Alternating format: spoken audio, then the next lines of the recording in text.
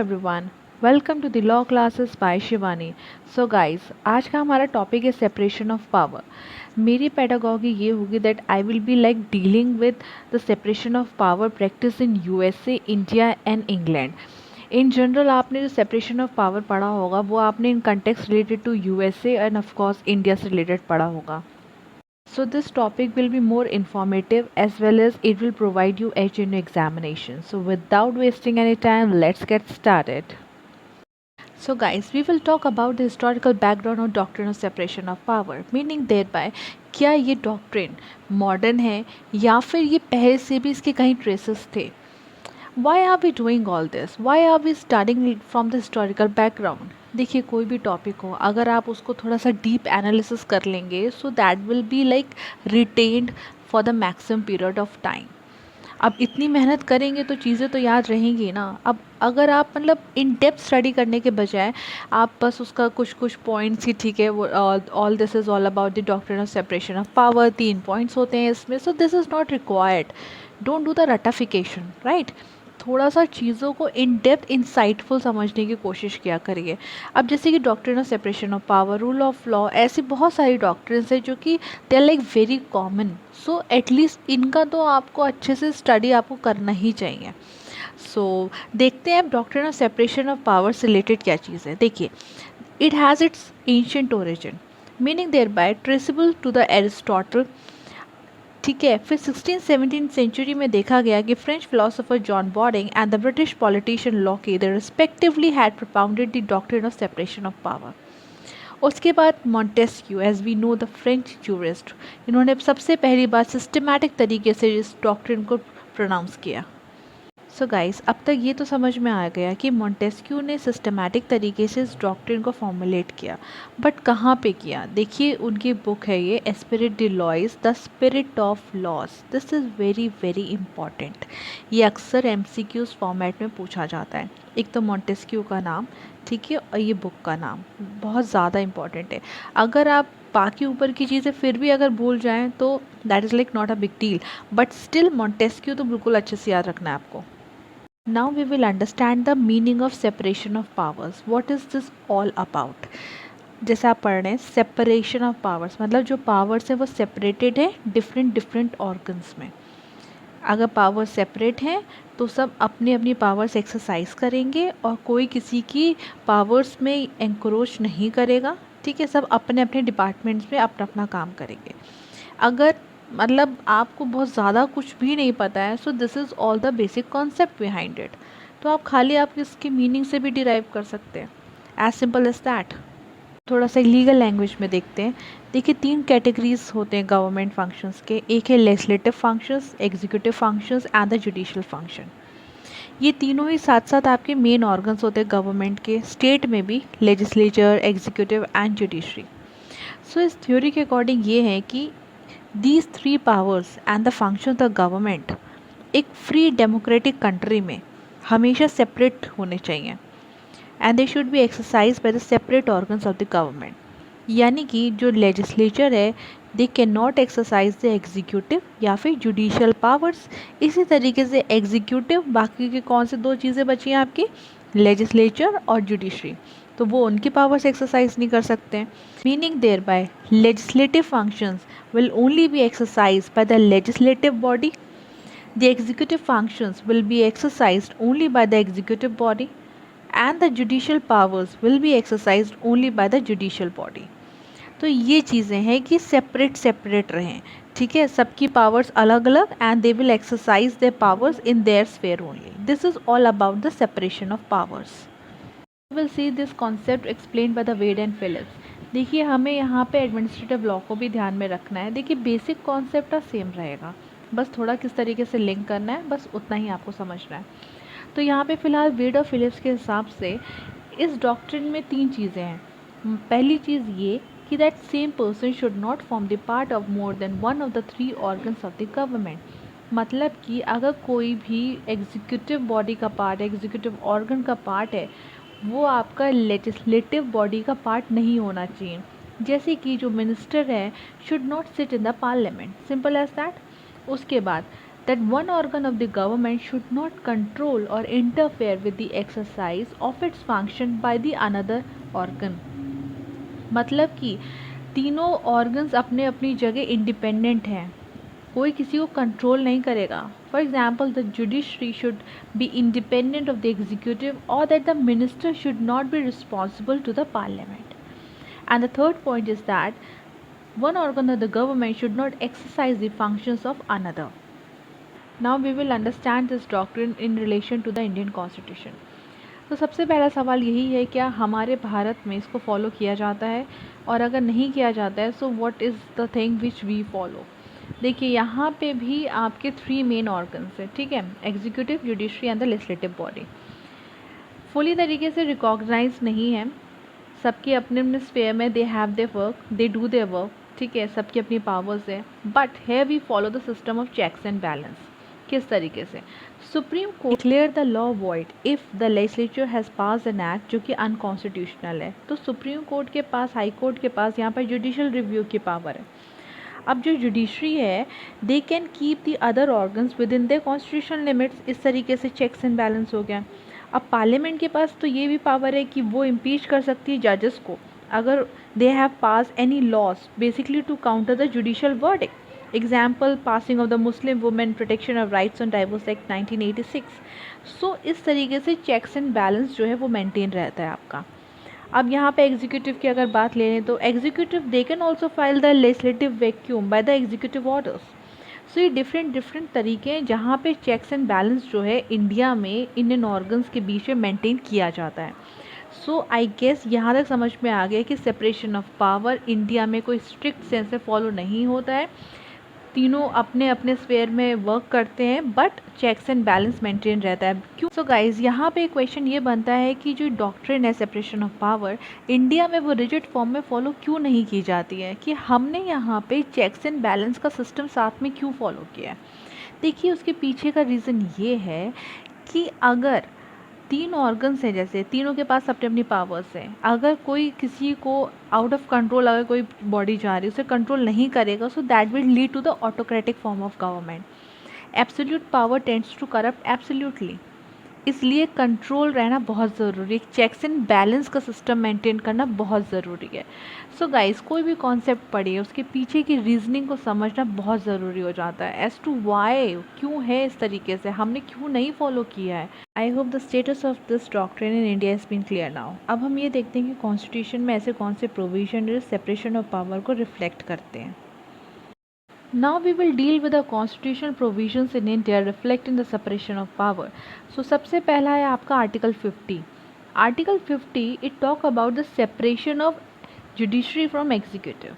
ये किस लिए किया गया है? बेसिक ऑब्जेक्टिव है to ensure the independence of judiciary. उसके बाद है आपका आर्टिकल 122 एंड 212. यहाँ पे ये कहा गया है कि पार्लियामेंट में अगर कोई भी प्रोसीडिंग्स चल रही हैं it can not be called into question in any court. मतलब कि legislators they enjoy certain privileges. ठीक है. फिर है आपका आर्टिकल 121 एंड 211. यहाँ पे जुडिशियल कंडक्ट ऑफ अ जज of supreme court and high court it can not be discussed in the parliament and the state legislature, as simple as that. And the next article is article 53 and 154. देखिए यहाँ पे जो executive powers होती हैं union के and state की, they are vested with the president and governor respectively and they also enjoy certain immunities from civil and the criminal liability. उसके बाद है आपका आर्टिकल 361 जहाँ पे प्रेसिडेंट हो या फिर गवर्नर हो, they are not answerable to any court for exercising and performing the duties and the powers during their office. Right. So these are all the provisions. So just keep in mind कि जब कभी भी आप separation of power को mention करेंगे just write these provisions, very important. जैसा कि मैंने आपको ये बताया है कि जो डॉक्ट्रिन है हमारे यहाँ तो स्ट्रिक्ट सेंस में, एक रिजिड सेंस में एक्सेप्ट नहीं करी गई है. तो कहीं ना कहीं जो एग्जीक्यूटिव है somewhere it is a part of the legislature and executive is accountable उसके कंडक्ट के लिए towards the legislature and derived its authority from the legislature. India में हम लोग फॉलो करते हैं पार्लियामेंट्री फॉर्म ऑफ गवर्नमेंट. तो यहाँ पे एक म्यूचुअल कनेक्शन रहता है and the coordination between the legislature and the executive. तो एग्जीक्यूटिव के पास जो पावर्स हैं they are vested in the president, but actual में जैसे हमें पता है कि जो रियल हेड है that is prime minister of India along with the councils of minister. तो प्रेसिडेंट खाली यहाँ पे एक नॉमिनल हेड की तरह होता है। तो आर्टिकल 74 क्लॉज 1 में, उस सेंस में आर्टिकल 74 क्लॉज 1 यहाँ पे हो जाता है बहुत important, because it talks about कि executive head it has to perform, it has to conduct itself in conformity with the aid and advice of the cabinet. उसके बाद जिस तरीके से आप सबको पता है कि जो लेजिस्लेटिव पावर्स होती हैं they are vested in the legislature, but ऐसी कुछ सर्कमस्टांसेस होती हैं जहाँ पे president is also empowered to exercise the legislative powers, और वो है आपकी ordinance making power of the president under article 123 and the governor 213। President के इम्पीचमेंट के केस में भी दोनों हाउसेस एक्टिव पार्टिसिपेट करते हैं। So this all reflects a mutual coordination. So guys, now we will talk about the case laws. जैसे कि हमने कॉन्स्टिट्यूशनल प्रोविजंस देखे जहाँ पे कुछ प्रोविजंस रिफ्लेक्ट करते हैं सेपरेशन ऑफ पावर्स को, and there like some other provisions which even reflect the check and balance system. So यहाँ से इतना तो क्लियर हो गया कि एक रिजिड फॉर्म में हम लोग सेपरेशन ऑफ पावर को फॉलो नहीं करते हैं। अब केस लॉस की थोड़ी जर्नी देखेंगे इससे रिलेटेड। सो जैसे कि ये सारी जो फैक्टर्स हैं they are like responsible where some jurist feels that कि doctrine of separation power exist करता है और कुछ को लगता है कि doctrine of separation power exist नहीं करता है।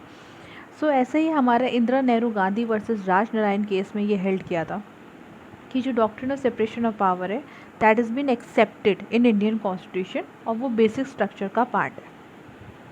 उसके बाद आपका Kesavananda Bharati versus state of Kerala, इस केस में ये हेल्ड किया था कि जो सेपरेशन ऑफ फंक्शंस है ना that is not confined to the doctrine of separation of powers.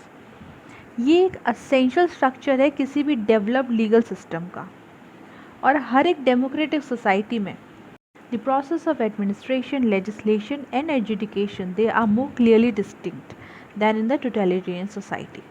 Next we will see Golaknath versus state of Punjab. देखिए इस केस में जस्टिस सुब्बा राव ने ये ऑब्जर्व किया था कि कॉन्स्टिट्यूशन में आपकी डिफरेंट कॉन्स्टिट्यूशनल एंटिटीज़ हैं जैसे कि union, state and union territories. यहाँ पे आपके तीनों ऑर्गन्स वर्क करते हैं, legislature, executive and judiciary. They all have the jurisdiction, right? So it is been expected for them to exercise the respective powers without overstepping the limits. मतलब separation of power को यहाँ पे maintain करें, encroach ना करें। So they should function within their spheres allotted to them. Now next case is Supreme Court Advocates on Record versus Union of India. देखिए इस case में ये ऑब्जर्व किया गया कि separation of power it is an essential feature and it is a part of basic structure of the constitution. So separation of power हमारे constitution में भले ही रिजिड फॉर्म में एक्सरसाइज नहीं किया जाता है जैसे कि आपको यूएसए में। So one of the element of separation of power is a system of check and balance. तो क्लियर है कि तब तक वॉल्यूशन नहीं होगा सेपरेशन ऑफ पावर का जब तक कोई एक ब्रांच गवर्नमेंट का अपने फंक्शन से आगे ओवरलैप नहीं करेगा, दूसरी ब्रांच के फंक्शंस में इंटरफेयर नहीं करेगा। So that's it on it. इसके बाद आपका इंपॉर्टेंट केस आता है Ram Jawaya Kapur versus state of Punjab. देखिए अब तक ये तो समझ में आ गया था कि जो doctrine of separation of power है it is not accepted fully in Indian constitution.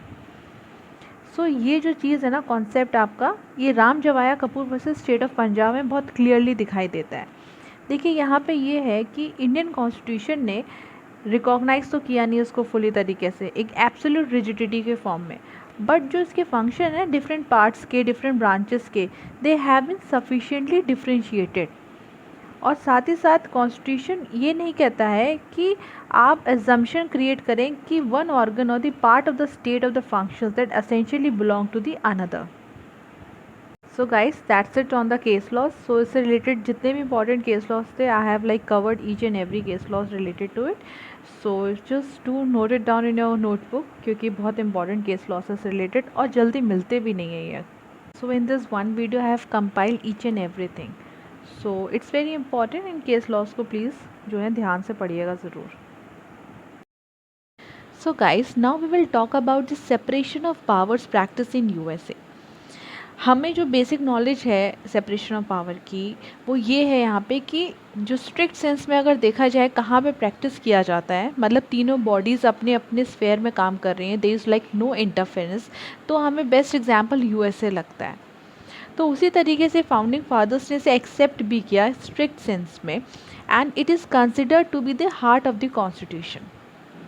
जैसे कि हमारे यहाँ इंडिया में पार्लियामेंट जो लॉ मेकिंग बॉडी है उसके पास लेजिस्लेटिव पावर्स हैं। सिमिलरली वहाँ पे कांग्रेस है जिनके पास लेजिस्लेटिव पावर्स हैं and they are vested in article 1। उसके बाद executive powers they are vested in the president article 2। फिर आर्टिकल 3 है जो यूएस कॉन्स्टिट्यूशन का, वो डील करता है जुडिशियल पावर्स का, that is been vested in supreme court and the court subordinate thereof. So as per the concept of separation of powers, the powers which is been vested in one organ of the government, for example legislative powers Congress के पास है, तो वो power आपके कोई दूसरी organ exercise नहीं कर सकता है। जैसे कि एग्जीक्यूटिव पावर्स जो है आपके प्रेसिडेंट के पास है, तो प्रेसिडेंट ऐसा नहीं कि वहाँ पर जुडिशियल पावर्स भी एक्सरसाइज कर सकता है। मतलब 3 डिपार्टमेंट है तो तीनों अपनी अपनी पावर्स एक्सरसाइज करेंगी और कोई भी किसी की पावर्स में एंक्रोच नहीं करेगा, ना ही वो एक्सरसाइज करेगा। So in theory, no one organ of the government can encroach upon the power of the other. Simple as that. जैसा कि मैंने आपको बताया कि अमेरिकन कॉन्स्टिट्यूशन में इसे बहुत ही स्ट्रिक्ट सेंस में अडॉप्ट किया एंड दैट वाज इन 1787। तो यहाँ पे अगर आपको 1787 याद रहता है तो वेल एंड गुड, बिकॉज मतलब ये कुछ ऐसी चीज़ें होती है ना, ईयर्स वगैरह सबको याद नहीं रहता है, तो बहुत ईजी है 1787। ठीक है, तो 1787 में अमेरिकन कॉन्स्टिट्यूशन जब ड्राफ्ट हुआ, ये जो आपकी जो डॉक्ट्रिन थी दैट वाज अडॉप्टेड। बट देखा ये गया कि समय के साथ साथ जिस तरीके से आपका एडमिनिस्ट्रेटिव लॉ ग्रो हुआ, 20th सेंचुरी में काफ़ी रैपिड डेवलपमेंट हुआ था, तो वहाँ पे ये देखा गया कि इसके डेवलपमेंट के साथ साथ जो डॉक्ट्रिन है ये वो भी रिलैक्स्ड हो गई। वो इस तरीके से क्योंकि वहाँ पे आपने ये पढ़ा था कि डेलीगेटेड लेजिस्लेशंस जो हैं वो काफ़ी ज़्यादा परफॉर्म होने लगे। सो इसी तरीके से जैसे कि प्रेसिडेंट है, प्रेसिडेंट के पास है एग्जीक्यूटिव पावर्स। अब प्रेसिडेंट परफॉर्म करने लगे legislative functions by sending the messages to the Congress and by the exercise of right of veto. उसी तरीके से कांग्रेस जिसके पास आपकी लेजिस्लेटिव पावर्स हैं वो आपकी जुडिशियल पावर्स एक्सरसाइज करने लगे, दैट ऑफ इम्पीचमेंट।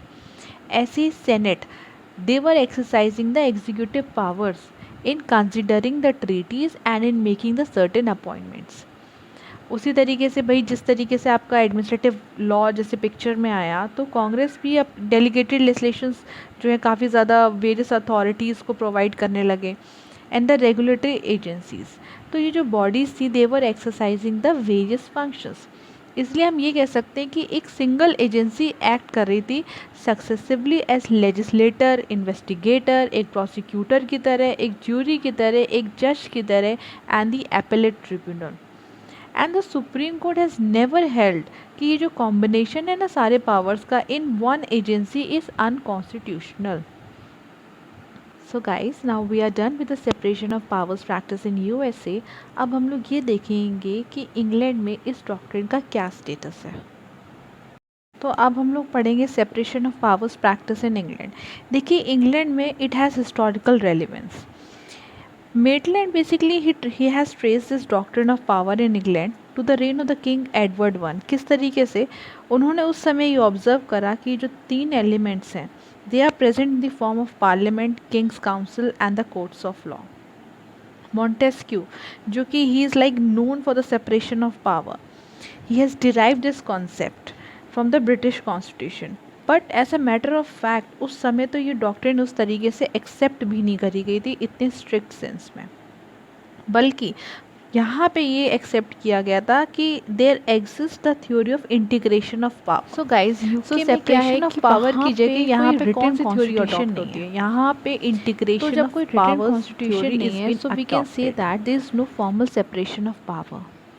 मतलब कि इंटीग्रेशन ऑफ पावर की तो हमने बात करी है, मतलब सेपरेशन ऑफ पावर भी एग्जिस्ट करती है बट वो थोड़ा वीक फॉर्म में ओवरलैप है, like they are working together, एक ऑर्गन दूसरे ऑर्गन में ओवरलैप हो रही हैं चीज़ें। ठीक है, वो now we will see the division कि किस तरीके से executive powers are vested with whom, the legislative powers और judicial powers. I have basically sorted out for you all. एक बहुत अच्छे से डायग्राम मैंने यहाँ पे आपके सबके सामने प्रेजेंट किया। आई थिंक थोड़ा सा ब्लर हो गया है बट नॉट टू वरी, आप बस मेरी वॉइस को सुनिए and just try to correlate with it, so things will be clear then. तो गाइस यहाँ पे हम सबसे पहले पढ़ेंगे एग्जीक्यूटिव बॉडी। देखिए एग्जीक्यूटिव का कौन कौन पार्ट होता है, क्राउन एंड द गवर्नमेंट। अब गवर्नमेंट का पार्ट कौन कौन है, government includes prime minister and the cabinet of ministers. Prime function क्या होगा एग्जीक्यूटिव बॉडी का, obviously to execute the government policies, उन्हें फॉर्मुलेट करना, एग्जीक्यूट करना। यहाँ पे ये चीज़ याद रखिएगा कि जो सिविल सर्विस है that is also the part of the executive. अब जैसे कि मैंने बात करी प्राइम मिनिस्टर की, तो prime minister they are elected from the house of common, जो आगे सेलेक्ट करते हैं ministers of cabinet from either house of the parliament. So guys, जिस तरीके से इंडिया में पार्लियामेंट के जो दो हाउसेस हैं as we know, Lok Sabha Rajya Sabha, उसी तरीके से इंग्लैंड में यहाँ टर्मिनोलॉजीज यूज़ करते हैं हाउस ऑफ कॉमन और house of lords. So please please don't forget this. ये कुछ ऐसी टर्मिनोलॉजीज होती है ना, like we tend to forget, but यहाँ पे अगर आप ये चीज़ भूल गए तो फिर पूरा ही आपका गड़बड़ हो जाएगा सारा। सो गाइस, यहाँ पे जो cabinet along with the prime minister they are collectively responsible towards the prime minister, और वो ऑफिस तब तक होल्ड करते हैं until they retain the confidence of the parliament. So guys, अब हम लोग पढ़ेंगे द लेजिस्लेटिव पावर्स। तो guys now we will study the legislative powers. So यहाँ पे जो लेजिस्लेटिव पावर्स हैं they are held by the parliament. ठीक है, अब डायग्राम में आप देख सकते हैं कि मैंने 3 सेक्शंस में आके सब डिवाइड करा है। तो पार्लियामेंट का कौन कौन पार्ट है यहाँ पे, मोनार्क, हाउस ऑफ लॉर्ड्स और house of commons. So basically 3 parts हैं आपके यहाँ पे। यहाँ पे जो मोनार्क है it has only nominal powers, और वो ज़्यादातर प्राइम मिनिस्टर को सुनते हैं। So guys now we will talk about the house of lords. देखिए हाउस ऑफ लॉर्ड्स का पार्ट कौन होते हैं, जो अनइलेक्टेड हेरिडिटरीज होते हैं they are the part of it. और उनको अपॉइंट कौन करता है, उनको अपॉइंट क्राउन करता है, और crown it is part of the executive body and the bishops of the church of England. उसके बाद देखते हैं house of common. House of common यहाँ पे सुपीरियर हाउस है, सुपीरियर इन लॉ मेकिंग। इसका पार्ट कौन होते हैं, elected members of the parliament. So basically जो मेन फंक्शन होता है पार्लियामेंट का, it is to create, amend the laws, scrutinise the government and to enable the government to make the financial decisions. So यहाँ पे जो ministers हैं cabinet के, they are the part of the parliament also. So इस तरीके से आप देख सकते हैं like they are working together, थोड़ा ओवरलैप हो रही हैं चीज़ें। ठीक है, अब हम लोग पढ़ेंगे जुडिशल पावर्स को। Guys, if we talk about the main function of this branch is to resolve the matters of law. But यहाँ पे जो जुडिशरी का एक और पिक्यूलियर फीचर है वो है जज made law, that is to develop the law through the judgments. और ये जो जज मेड लॉ है, जैसे कि हम रिलेट कर सकते हैं जो rule of law by AV टाइस से, उसमें थर्ड प्रोपोजिशन भी था, rule of law, separation of power, ये सब के सब आपकी प्रिंसिपल डॉक्ट्रिन्स हैं, राइट। सो यहाँ पे ये है कि लॉर्ड चांसलर 2005 से पहले ही was the head of all the branch, means he was the head of the judiciary, he was the member of cabinet and he was even the member of house of lords as a speaker. But 2005 के बाद he was remove from the head of judiciary and now judiciary is independent of the other 2 bodies. So guys, यहाँ पे हमें ये देखने को मिलता है कि overall there is a clear division of powers. However senior judicial appointments they are made by the crown over here. So crown belongs to the executive body, right? So इस तरीके से यहाँ पे overlap है, there is integration of powers. So guys, UK का आपने ये देखा कि एक unique system है, there is interrelation between the powers. Despite of the fact Montesquieu based his explanation of the doctrine on the British system, yet it has a weak division of power. So guys, now we are done with the separation of power related to the UK. So guys, here we are done with a comprehensive study of separation of power, not only covering India but even USA and England. So guys, in my next video हम लोग कुछ questions discuss करेंगे कि जो हमारे examination में अभी पूछे गए इससे related, and we will cover all those things. So guys, I hope you all have liked my video. So थोड़ी lengthy video थी but यहाँ पे आपको पूरा complete discussion मिला है. So everybody do like, share and subscribe to my channel Law Classes by Shivani. See you all in my next video. Till then, take care, bye bye and good night everyone.